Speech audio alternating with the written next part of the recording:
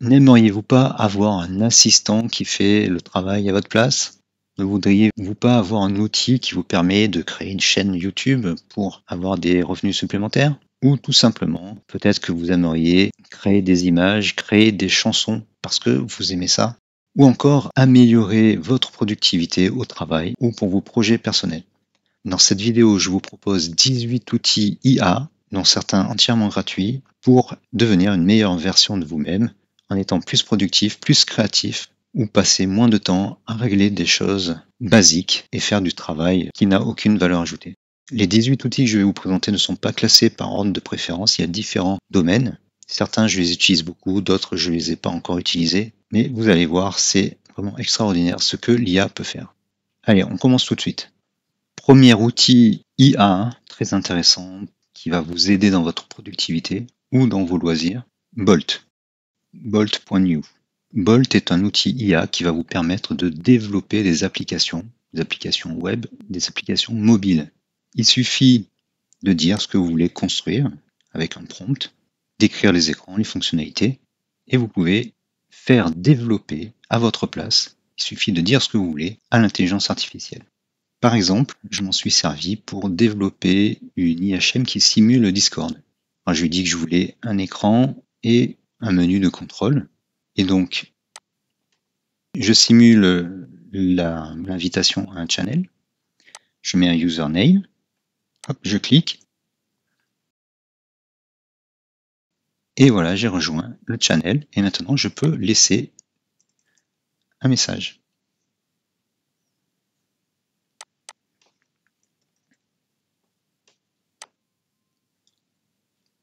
Voilà. Et ce nouveau personnage va laisser un message. Voilà, et tout ça en moins d'une heure. Je n'ai pas vraiment chronométré, mais en moins d'une heure. C'est génial. Si j'avais dû faire ça, ça m'aurait pris énormément de temps. Et je peux le déployer sur un serveur. Je peux récupérer le code. Le code est ici. Et c'est vraiment génial. Si vous voulez développer quelque chose, une appli mobile, si vous faites une appli mobile, ça affiche un code barre. Vous le scannez avec votre téléphone mobile et vous accédez à l'application sur votre mobile sans avoir à la déployer de façon à la débugger. C'est vraiment formidable. Alors il y a plusieurs outils comme celui-ci, c'est le meilleur. Je crois que derrière il utilise Claude. Si vous voulez un tutoriel plus complet sur cet outil, dites-le moi en commentaire. Donc ça c'est le premier outil. Alors deuxième outil, c'est plus pour les loisirs, ça s'appelle Suno, suno.com. C'est un outil IA pour générer de la musique, des chansons. Et il est vraiment pas mal. Alors, vous pouvez lui dire de faire une chanson qui parle d'un thème, qui est d'un certain genre musical. Donc, vous avez un prompt ici. Vous pouvez choisir de faire un instrumental ou une chanson avec des paroles. Et il va générer les paroles. Vous pouvez aussi préciser un peu plus les choses. Vous pouvez saisir vos paroles. Alors, ça peut marcher en français, en anglais, dans plein de langues en fait, même en chinois. Vous pouvez demander à ChatGPT de générer des paroles et vous pouvez les coller ici. Et vous pouvez aussi lui demander de générer des paroles. Par exemple, une chanson d'amour en français qui se passe à Paris.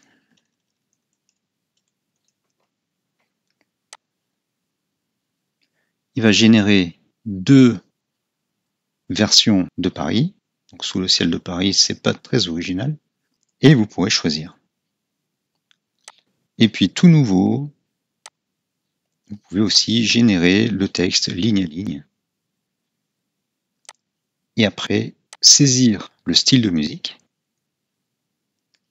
Vous pouvez même enregistrer un chanteur et un style. Et il va générer une chanson. Je m'en suis servi pour créer une vidéo humoristique sur les coins.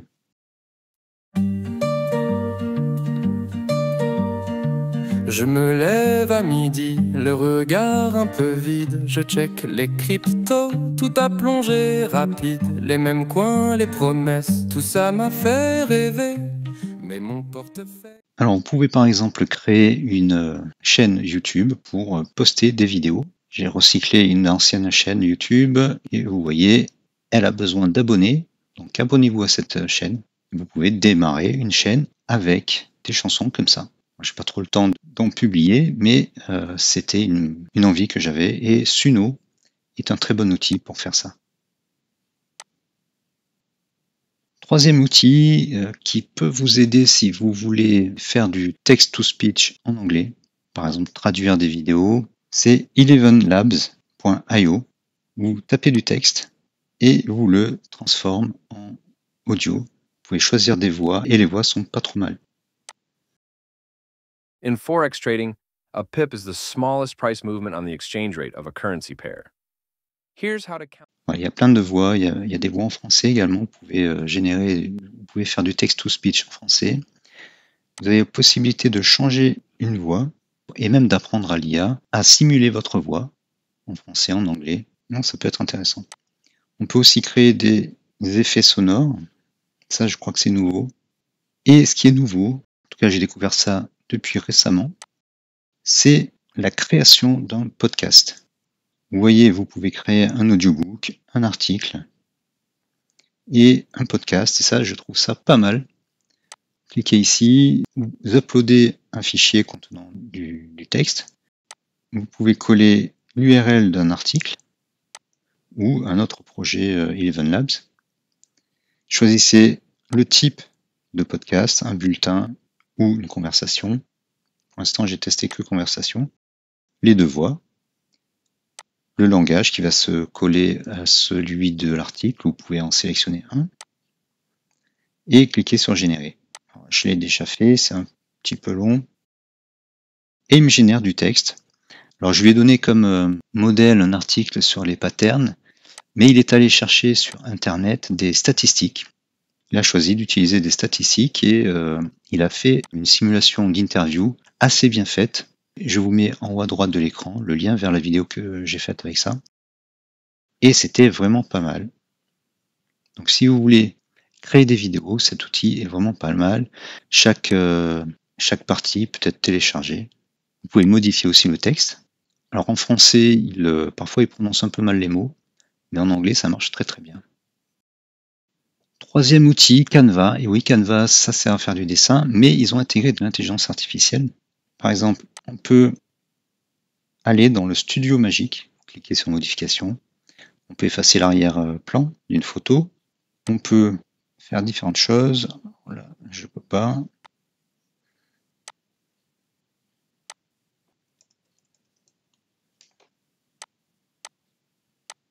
Donc, je peux effacer l'arrière-plan. Je peux restaurer des parties. Je peux gommer des éléments. Voilà.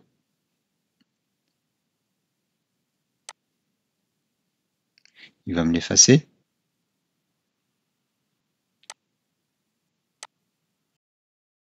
Je peux mettre à la place autre chose, par exemple.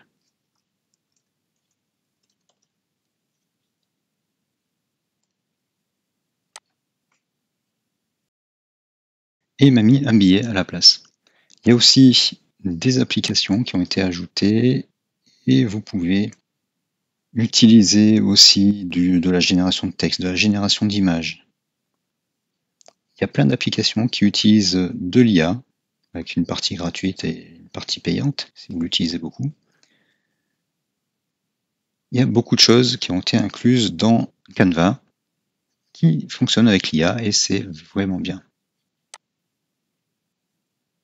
Quatrième outil IA très utile, Kapwing. Kapwing, c'est un site qui vous permet de monter des vidéos, qui utilise beaucoup l'IA, qui permet d'ajouter des transcripts ou d'extraire des transcripts d'une vidéo. Moi, je m'en sers surtout pour extraire les sous-titres d'une vidéo. Donc, par exemple, le dialogue que je vous ai montré dans Eleven Labs, je l'ai mis dans Canva, j'ai fait une vidéo avec les images, les animations. Et Kapwing me sert essentiellement à générer ces sous-titres là. Donc j'upload la vidéo dans Capwing et je lui dis d'extraire les sous-titres et il me génère les sous-titres que je peux modifier ensuite manuellement si je veux. Il me permet aussi d'ajouter ce petit spectre là, ça c'est dans éléments. Voilà, je peux ajouter un spectre. Il peut faire plein d'autres choses. Je l'utilise essentiellement pour ça. Il peut générer des voix, il peut traduire des vidéos. Il peut mettre des avatars.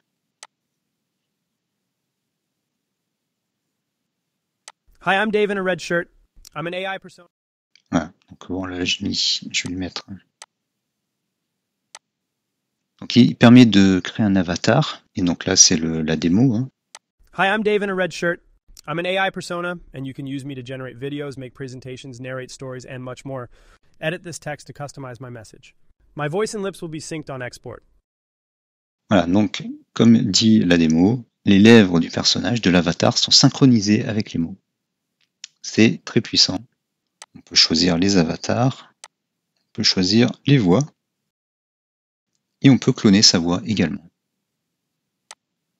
Voilà, ça, cet outil est très puissant, je m'en sers à chaque fois que je veux mettre des sous-titres. Et les sous-titres, on peut aussi régler le nombre de lettres. Sur des shorts, ça permet de mettre des sous-titres très courts. Et c'est à peu près le seul outil que j'ai trouvé assez sympathique pour les sous-titres. Cinquième outil, ChatGPT.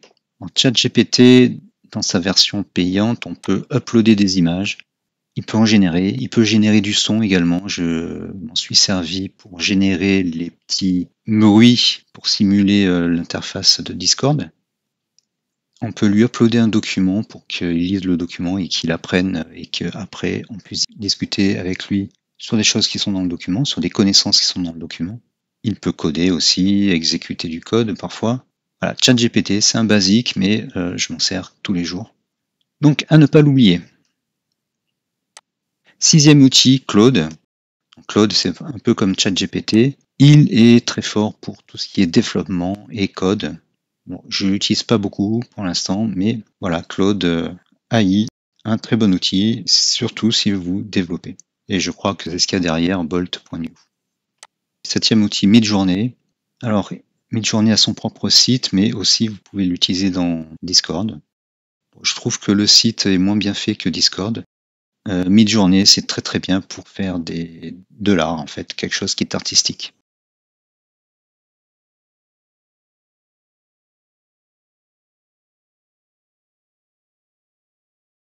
Voilà, donc je m'en sers de temps en temps pour des illustrations, mais plutôt artistiques. Tant qu'on est dans la génération d'images, il y a un site qui est, je trouve, peu connu, c'est perchance.org/ai-text-to-image-generator. C'est un générateur d'images, vous mettez un prompt de ce que vous voulez, un prompt de ce que vous ne voulez pas, et un style, il y a tous les styles ici. Et c'est un générateur d'images gratuit, entièrement gratuit, et sans limitation. Par exemple, si dans Midjourney, vous mettez fais-moi une image d'un Trump qui fait quelque chose, il vous dira non, il n'acceptera pas. Ce générateur d'images est totalement sans limitation. Et en plus, c'est gratuit. Sur le site, vous trouverez aussi des générateurs de personnages, de jeux, enfin, il y a plein de choses sur ce site. Vous pouvez créer un avatar qui a une personnalité et lui faire des choses. Il y a beaucoup de choses sur ce site, mais c'est assez orienté jeu de rôle et compagnie. Neuvième outil, make.com. Alors c'est pas vraiment de l'IA, mais c'est un outil qui va vous permettre de créer des workflows de choses. Par exemple, vous recevez un email, il va lire votre email, il va se connecter à par exemple OpenAI pour analyser le contenu de l'email. En fonction du contenu de l'email, il va répondre un texte adapté à l'email qui a été reçu, ou s'il n'arrive pas à déterminer vraiment la demande, il va vous le transmettre dans une autre boîte ou un dossier de votre boîte mail. Vous allez pouvoir automatiser des processus graphiquement comme ça, en connectant des tas de services. Là par exemple, on a Google Sheets, on a Gmail, on a OpenAI, on a Google Drive, Notion, Google Doc, Facebook, Telegram, Slack. Tout ça sur un seul site. Et bien sûr, ça va marcher en dehors de votre PC. Ça va automatiser votre travail. Donc si vraiment vous avez des tâches répétitives, c'est un outil extraordinaire pour vous. Moi, je ne l'utilise pas pour l'instant. Dans le même genre d'idée, il y a un truc extraordinaire, une extension du navigateur Chrome qui va vous permettre de prendre le contrôle de votre navigateur. Ça s'appelle DoBrowser. C'est dobrowser.io et il va entièrement prendre le contrôle de votre navigateur. Vous allez pouvoir, via un prompt, lui donner des instructions pour, par exemple, rechercher un hôtel à Saragosse en Espagne, avec vue sur la mer, le nombre de places que vous voulez, avec les services que vous voulez. Il va chercher les hôtels. Vous pouvez lui préciser d'utiliser tel site ou tel site. Il peut même passer la réservation. Il va piloter votre navigateur comme si c'était vous. Vous lui donnez un prompt et à chaque étape, il va vous demander votre validation ou vous pouvez lui laisser tout faire en automatique. Il peut même envoyer un mail pour confirmer la réservation à l'hôtel. Vous n'avez plus rien à faire, vous pouvez automatiser votre navigateur. Alors moi, je ne l'utilise pas. Surtout, je ne veux pas l'utiliser sur mon PC où j'accède à ma banque et compagnie. Et en plus, on ne peut pas le tester sans payer, d'après ce que j'ai compris. Mais si vous voulez vraiment un assistant qui fait les choses à votre place dans le navigateur, eh bien c'est l'outil qu'il vous faut. 11e outil, vous cherchez sur Google AI Studio Google. Donc il utilise Gemini. Gemini, c'est l'IA de Google. Il y a plein de choses, j'ai pas tout regardé encore. Il y a quelque chose de très intéressant. Vous allez dans Stream Real Time et Share Your Screen. Il va partager la fenêtre ou l'écran. Voilà, donc vous avez compris, vous pouvez partager votre écran et dialoguer à l'oral avec l'IA. J'ai fait une vidéo spécifique à cette IA, j'ai montré mes graphiques à Gemini et le résultat est étonnant. Je vous invite à voir cette vidéo, le lien s'affiche en haut à droite. 12e outil, si vous avez un canal YouTube, ça peut être très intéressant pour vous. Ça s'appelle creativefuel.ai. Vous allez lui donner des idées, ou il va trouver des idées pour vous, et vous allez créer des vidéos à partir de ces idées. Et il va s'occuper de tout. Vous pouvez vous inspirer d'autres chaînes, vous pouvez définir à l'inscription des chaînes sur lesquelles vous allez prendre exemple, vous pouvez en ajouter après. Il va créer le script d'une vidéo en fonction de certains styles, le style de votre chaîne, le style d'autres chaînes. Il va générer le titre. Ça, par exemple, c'est le contexte. Alors, le prompt est assez court, donc, mais vous pouvez faire des prompts beaucoup plus détaillés. Il va générer la vignette. Bon, en général, c'est pas génial. Il va générer les tags et la description. Et surtout, le script, c'est le plus intéressant. Alors là, je ne l'ai pas sélectionné, mais il peut générer aussi des idées de visuels à mettre et le timing, qu'on peut trouver sur une autre vidéo. Voilà, il met le timing et les visuels à montrer. Ce qui est intéressant aussi, c'est les idées de monétisation. Là, c'est des programmes d'affiliation, donc il y a eToro, Coinbase, etc., etc. Et une preview. Bon, j'ai essayé d'utiliser cet outil, mais je ne suis pas content du résultat. C'est vraiment très basique. Ça dépend du type de chaîne, mais pour Trading Attitude, c'est pas spécifique. On n'apprend pas grand-chose en fait. C'est vraiment, je sais pas. J'ai pas encore réussi à bien l'utiliser et à faire quelque chose d'intéressant. Je ne sais pas si je vais continuer de l'utiliser. Alors cet outil est assez intéressant si vous voulez générer du contenu. 13e outil, si vous avez une chaîne YouTube, c'est vidIQ, vidiq.com. C'est un outil qui vous permet d'optimiser vos vidéos YouTube, votre chaîne. Vous pouvez brancher plusieurs chaînes dessus. Il va analyser vos mots-clés, vous donner des idées de mots-clés, le score des mots-clés. Il va analyser les vignettes, ça c'est assez puissant.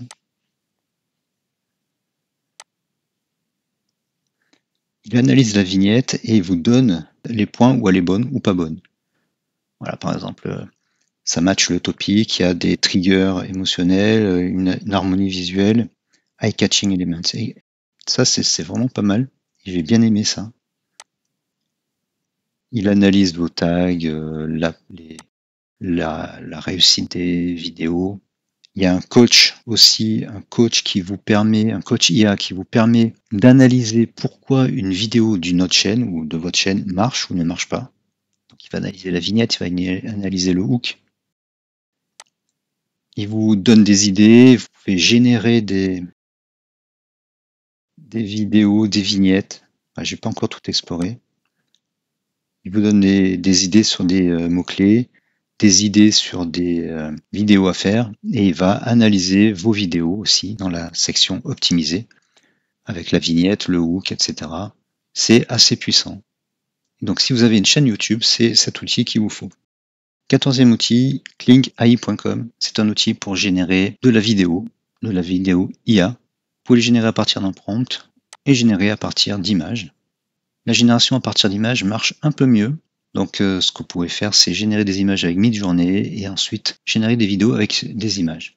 La conception d'un prompt pour générer des vidéos est assez compliquée. Si vous voulez une démo spécifique ou plus d'infos là-dessus, ou sur d'autres sujets qu'on voit dans cette vidéo, bien dites-le moi en commentaire. Bon, pour l'instant, je n'ai pas trop utilisé. C'est assez cher en fait. On peut générer des vidéos très très courtes. Si vous voulez faire quelque chose de bien, des vidéos assez longues, ça va vous coûter assez cher. Et on va voir un autre outil, très intéressant également, et un peu moins cher. 15e outil, Ailuo AI, ailuo.video. Pareil, avec un prompt, vous pouvez générer des vidéos avec du texte. C'est un peu long, donc je ne vais pas vous faire la démo là. Alors j'ai fait 2-3 tests, c'était assez minable parce que mon prompt était vraiment très très mauvais, très court. L'image vers la vidéo, ça marche un peu mieux apparemment, mais il faut soigner les prompts, il faut vraiment être très très soigné, très détaillé dans les prompts pour générer des vidéos intéressantes, et elles sont toujours assez courtes. 16e outil, Immersity AI. C'est un outil qui va prendre des images 2D et qui va les rendre 3D. Voilà ce que ça donne, la photo d'un poulpe et d'un petit sous-marin joué. Ça fait une sorte d'image de 3D. Alors ça fait des effets, hein. C'est pas non plus extraordinaire, mais ça peut faire des petites vidéos en boucle pour générer des vidéos sur une chaîne YouTube. Voilà, donc je trouve ça intéressant. Je voulais vous le partager. 17e outil, Ollama, j'imagine qu'on prononce ça. Alors c'est un outil qu'on peut télécharger sur Mac, Linux et Windows et qui va vous permettre d'utiliser des IA en local sur votre PC. C'est utile notamment si vous ne voulez pas envoyer des données à l'extérieur de votre PC, encore que rien ne garantit que ce n'est pas le cas, mais normalement, je crois que c'est un projet open source et les modèles sont exécutés localement. Et vous voyez, on peut utiliser Llama 3, DeepSeek, Mistral, Gemma. On peut aller voir les modèles. Voilà, il y en a un paquet. Il faut une machine assez puissante avec une carte graphique costaud, Nvidia. Sur un simple PC de bureau, je pense que ça va être compliqué pour certains modèles. Si vous êtes fan d'IA et que vous voulez tester des modèles en local, eh bien, vous pouvez utiliser ollama.com. 18e outil, Pinokio. Pinokio, Pinokio.computer. C'est un programme qui se présente sous la forme d'un navigateur qui s'installe en local et qui permet d'installer et de faire tourner et même automatiser de l'intelligence artificielle sur son PC. Tout marche en local, c'est open source, c'est gratuit et on peut automatiser ce qui se passe et utiliser des modèles d'IA. Voilà, donc je n'ai pas testé pour l'instant, j'ai pas eu le temps, mais c'est très intéressant si vous voulez bidouiller avec de l'IA. Là aussi, il faut un PC assez puissant avec une carte graphique pour certains modèles. Voilà, c'est avec cet outil que s'achève mon tour d'horizon des outils IA qui peuvent améliorer votre productivité, vous donner des idées créatives, des idées de business ou de chaîne YouTube. J'espère que ça vous a plu. Dites-moi dans les commentaires ce sur quoi vous aimeriez avoir plus d'informations. Merci d'avoir regardé cette vidéo, n'oubliez pas de la liker, partagez-la à vos amis sur les réseaux sociaux et abonnez-vous tout en sélectionnant les notifications pour toutes les vidéos afin de ne rien rater. Merci et à bientôt.